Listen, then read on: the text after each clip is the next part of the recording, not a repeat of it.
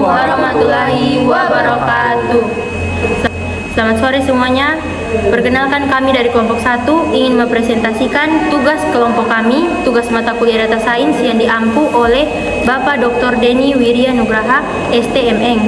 Jadi kelompok kami mengangkat studi kasus yaitu prediksi risiko banjir di Kota Palu berbasis random forest. Perkenalkan, kami dari kelompok 1, di mana ada teman kami. Perkenalkan, saya Samuel Sekia Pandu dengan NIM F521240005. Saya Elsha Armiliana Silahawane dengan NIM F521240006. Dan saya Ratu Andisa dengan NIM F521240022. Nah, latar belakang dari studi kasus ini yaitu Kota Palu memiliki kondisi geografis yang rawan banjir. Terus curah hujannya itu tinggi, yang itu menjadi faktor utama. Lalu curah data BMKG dan data BPBD tersedia namun belum terintegrasi. Lalu sistem peringatan dini masih terbatas dan dibutuhkan sistem prediksi berbasis data. Berdasarkan latar belakang tersebut, kami memiliki tujuan yaitu yang pertama, mengidentifikasi faktor penyebab banjir dan mengembangkan model prediksi serta mengimplementasikan sistem prediksi. Nah, manfaat dari sistem kami ini yaitu yang pertama ada manfaat untuk BPBD, di mana manfaatnya yaitu membantu mitigasi banjir. Terus manfaat kedua yaitu untuk masyarakat untuk memberikan informasi tentang risiko banjir. Lalu manfaat ketiga yaitu untuk pengembangan ilmu data sains. Ya, untuk bagian berikutnya di sini kami sudah menyusun pipeline sendiri dari tugas data science kami yang bersifat end to end. Nah, di sini untuk tahap pertama itu kami menyiapkan data yang dimana datanya itu bersifat CSV dari BMKG dan BPBD sendiri. Nah, kami mendapatkan data ini langsung dari kantor BPBD dan BMKG yang ada di Kota Palu. Kemudian untuk tahap berikutnya kami melakukan tahap ingestion, di mana kami melakukan handling dan missing value, di mana kami mulai memproses datanya sebelum datanya siap untuk dilakukan tahap preprocessing. Nah, setelah melakukan ingestion, kami melakukan tahap cleaning atau pembersihan data untuk memastikan bahwa data tersebut siap untuk modeling nantinya. Nah, untuk encoding sendiri kami memilih metode OneHoot sebagai tahap encoding kami. Untuk proses selanjutnya yakni ada transfer. Nah, pada tahap transfer ini kami mengkategorikan hujan tinggi dan banjir logika yang akan menjadi variabel utama dalam proses modeling data set kami. Nah, untuk pipeline berikutnya yakni ada tahap modeling. Setelah data selesai dilakukan preprocessing pada tahap sebelumnya, maka kami melakukan tahap modeling dengan algoritma random forest sebagai algoritma utama untuk mengklasifikasikan data tersebut. Nah, setelah melakukan tahap modeling, maka pipeline berikutnya atau pipeline yang terakhir adalah untuk tahap berikutnya yakni ada tahap deployment atau tahap pembentukan website. Nah, di sini kami membentuk website tersebut berdasarkan pola yang sudah ditemukan pada tahap modeling, sehingga nanti pada tahap deployment nanti, maka pola-pola yang sudah dipelajari oleh model maka akan bisa diprediksi di tahap web development atau web dashboard. Nah, itu merupakan pipeline data science kami yang kami desain dengan end to end. Nah, untuk tahap berikutnya yakni ada perencanaan arsitektur sistem dan rancangan UI UX yang telah kami desain dan kami kembangkan. Nah, untuk arsitektur sendiri kami menemukan sumber data tersebut dari BPBD dan BMKG. Nah, yang kemudian dari dataset itu kami lakukan proses dengan menggunakan Python sebagai tools utama untuk melakukan preprocessing dengan algoritma random forest. Kemudian kita melakukan modeling dari Python tersebut, kemudian menghasilkan output yang dimana output tersebut menjadikan salah satu patokan kami untuk tahap UI UX nanti. Nah, sedangkan untuk rancangan 2 menyediakan rancangan UI UX yang sudah kami susun berdasarkan 5 halaman utama. Nah, halaman yang pertama adalah halaman dashboard. Nah, halaman dashboard ini dia memiliki fungsi utama sebagai status siaga banjir yang real time, yang bisa diakses oleh orang-orang dan dapat dilihat secara yang akan dilihat oleh pengguna secara real time, atau yang bisa dilihat secara langsung di mana diperbarui terus-menerus. Nah, untuk halaman berikutnya adalah data historis, yang dimana ini menampilkan bahwa data garis dan tren yang sedang terjadi dari curah hujan tersebut. Nah, kemudian untuk tahap utama dari web kami adalah tahap prediksi AI. Nah, prediksi ini kami lakukan dengan melakukan form input curah hujan banjir berdasarkan model yang sudah kami buat sebelumnya, sehingga hasil prediksi yang akan dilakukan nanti berdasarkan hasil modeling yang telah kami susun. Nah, kemudian untuk halaman yang berikutnya yakni ada halaman peta interaktif. Di sini menampilkan peta-peta dengan wilayah-wilayah banjir yang terjadi di Kota Palu. Nah, kemudian untuk halaman berikutnya, untuk halaman berikutnya yakni ada halaman EWS. Nah, di sini memiliki fungsi utama sebagai peringatan dini dan parameter pemantauan untuk kondisi darurat. Nah, ketika terjadi banjir nanti, maka EWS ini berfungsi sebagai penanda bahwa kita bisa melakukan peringatan dini bencana sebelum pasca banjir nanti. Nah, itu merupakan rancangan UI UX yang kami susun. Lanjut, kita sekarang membahas tentang perancangan sistem, yaitu ada use case dan DFD. Di sini saya akan menjelaskan dulu terkait DFD. Pertama, BMKG dan BPBD mengirim data curah hujannya ke sistem prediksi banjir Kota Palu. Begitu juga BPDB mengirim data kejadian banjir. Nah, setelah dari sistem prediksi Kota Palu, itu nanti hasil prediksi banjir serta informasi dashboard dan visualisasi peta dan visualisasi data dan peta itu dikirim ke user. Nanti yang dari user ini mengirim input data prediksi dan permintaan informasi ke sistem tersebut, yaitu sistem prediksi banjir Kota Palu. Dari sistem ini juga nanti yang menginformasi peringatan banjir ke BPBD. Terakhir sistem prediksi banjir Kota Palu mengirim informasi peringatan dini ke BPDB.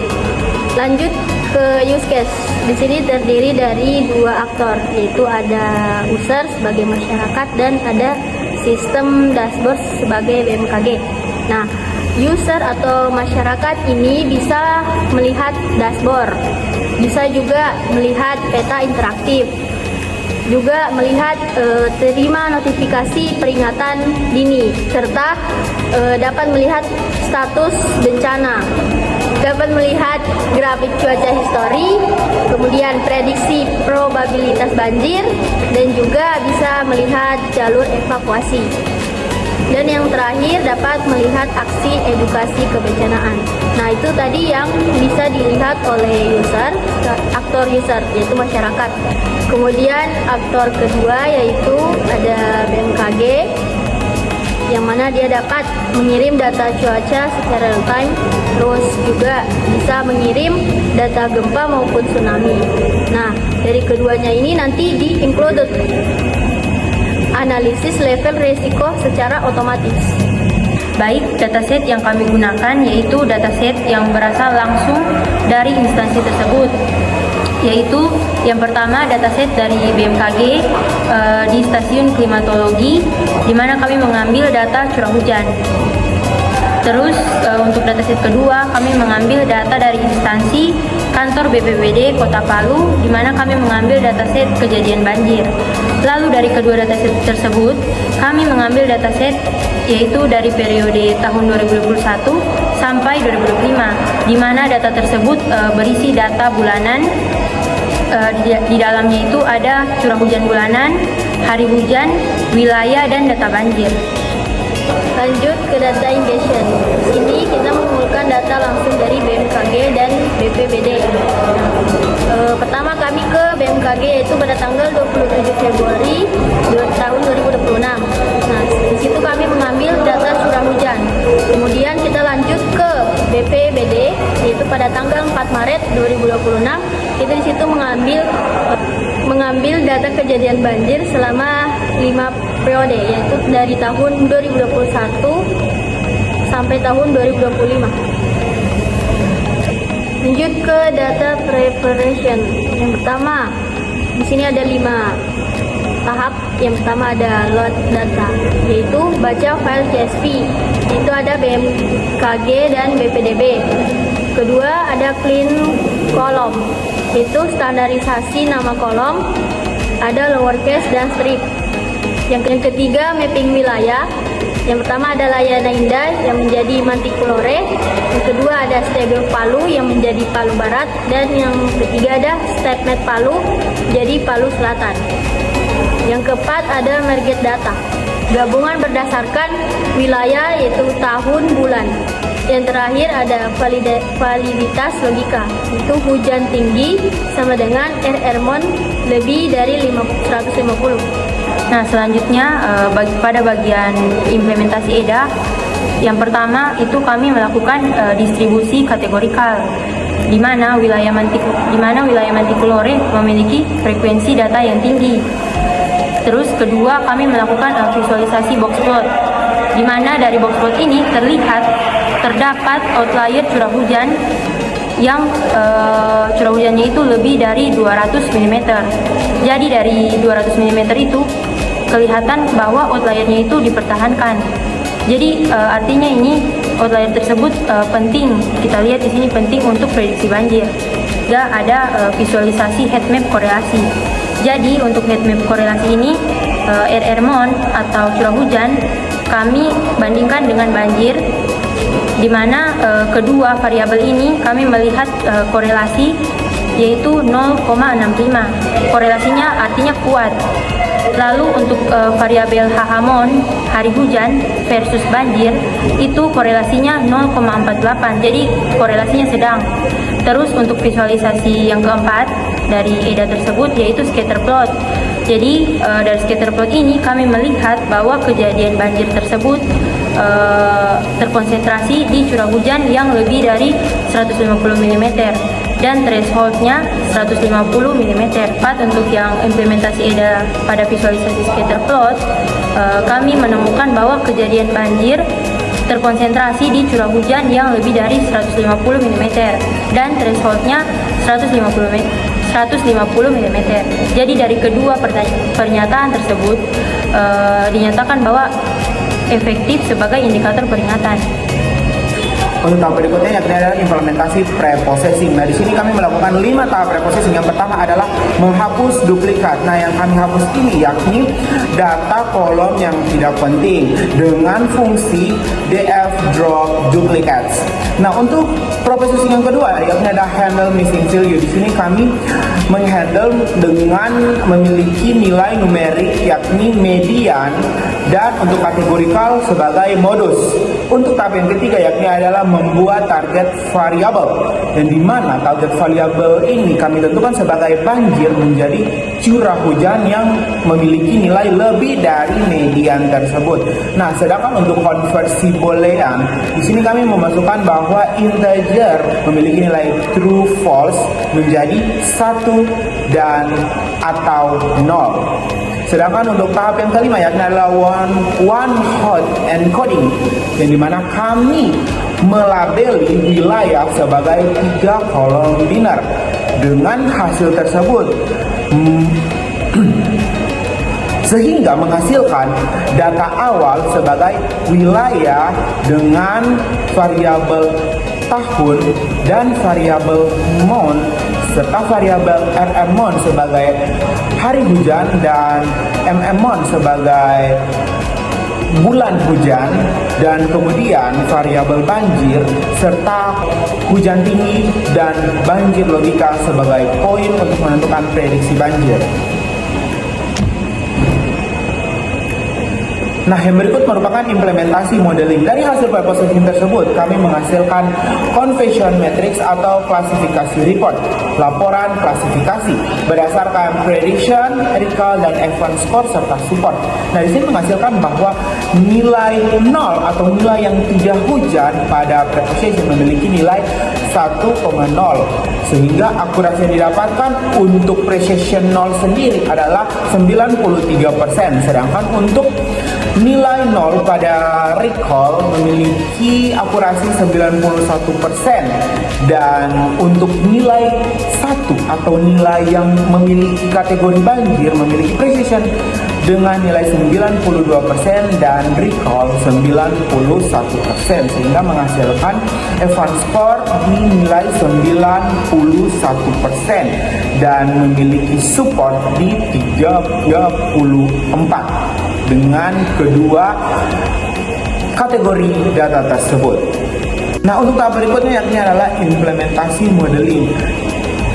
Berdasarkan hasil confession matrix yang telah kami lakukan, sehingga model random forest tersebut memprediksi bahwa 507 data tersebut tidak dengan benar banjir yang disebut dengan TN atau true negatif, dan 234 data banjir diprediksi dengan benar sehingga menghasilkan true positif. Terdapat true positif, sehingga terdapat 3 data yang tidak benar-benar banjir, tetapi sistem melakukan prediksi bahwa data tersebut banjir. Ini yang disebut dengan false positif atau yang biasa disebut dengan peringatan palsu. Nah, yang penting adalah tidak ada satupun data banjir yang terlewat, sehingga prediksi tersebut dilakukan dengan benar. Nah, model ini sangat layak digunakan sebagai early warning system atau yang disebut dengan EWS karena mampu mendeteksi seluruh kejadian banjir tersebut tanpa terkecuali. Tahap berikutnya adalah akurasi. Nah, random forest dapat memprediksi dengan baik. Nah, untuk tahap berikut ini, random forest melakukan prediksi dengan baik, yakni akurasi 91%. Nah, data tersebut menghasilkan pada saat dataset hasil preprocessing tersebut melakukan rasio 80-20 atau data training sebanyak 80 sedangkan data testing sebanyak 20. Nah, pada tahap training, model dilatih dengan menggunakan data training. Sedangkan untuk fitur important sendiri atau fitur yang paling berpengaruh sendiri ada di RRMON, hari hujan. Nah, untuk fitur important sendiri menghasilkan bahwa RRMON adalah fitur yang paling berpengaruh dalam sistem ini. Nah, insight yang didapat adalah curah hujan menjadi faktor utama untuk memprediksi banjir. Nantinya pada dashboard web yang akan kita prediksi adalah hari hujan yang akan kita input. Nah, baik, dari hasil modeling itu kami melakukan modeling lagi di RapidMiner.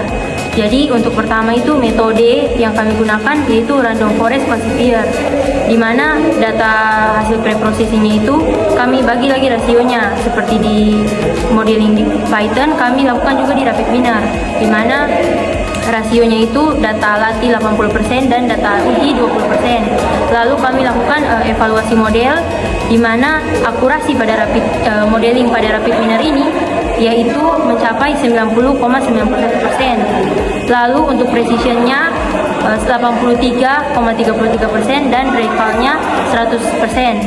Lalu hasil confusion matrix dari RapidMiner tersebut yang true positif itu ada 15, true negatif ada 15, false positif ada 3, false negatif tidak ada. Lalu insight yang kami dapat dari RapidMiner ini yaitu, jadi insight yang kami dapat dari pemodelan di RapidMiner ini yaitu model sangat baik dalam mendeteksi banjir, di mana terlihat dari presentasi recall yang tinggi. Nah, pada bagian confusion matrix yang kami dapat dari pemodelan rapid minar, di mana true positif kami mendapat yaitu 507 data, dan yang true negatif yaitu 234 data. Lalu yang false positif adalah 3 data, dan false negatif yaitu tidak ada. Kemudian implementasi web dashboard. Yang pertama ada halaman dashboard, halaman utama yang mana menampilkan ringkasan status siaga banjir terkini, curah hujan rata-rata, dan statistik per wilayah secara real-time. Yang kedua ada halaman data historis, halaman yang menyajikan grafik tren curah hujan dan tabel riwayat kejadian banjir pada periode 2021 hingga 2025 untuk melihat pola musiman.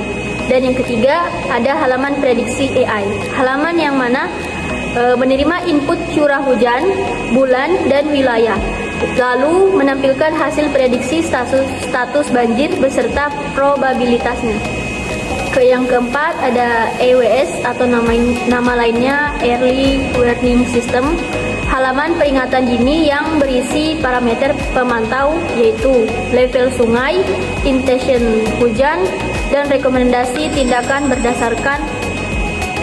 Yang keempat, halaman EWS atau nama lainnya Early Warning System, halaman peringatan dini yang berisi parameter pemantauan yaitu ada level sungai, intention hujan, dan rekomendasi tindakan berdasarkan level resiko. Dan yang terakhir, halaman peta interaktif, halaman yang menampilkan peta lokasi rawan banjir, market setiap kecamatan, dan zona merah resiko tinggi banjir di. Berdasarkan hasil pengajuan sistem yang telah kami lakukan, didapat bahwa curah hujan dengan 50 mm di bulan Juli serta wilayah Manticolore maka diprediksi tidak banjir, maka probabilitas banjirnya itu ada di angka 50% sehingga menghasilkan status prediksinya tidak banjir dan probabilitasnya menghasilkan 15% dengan status aman.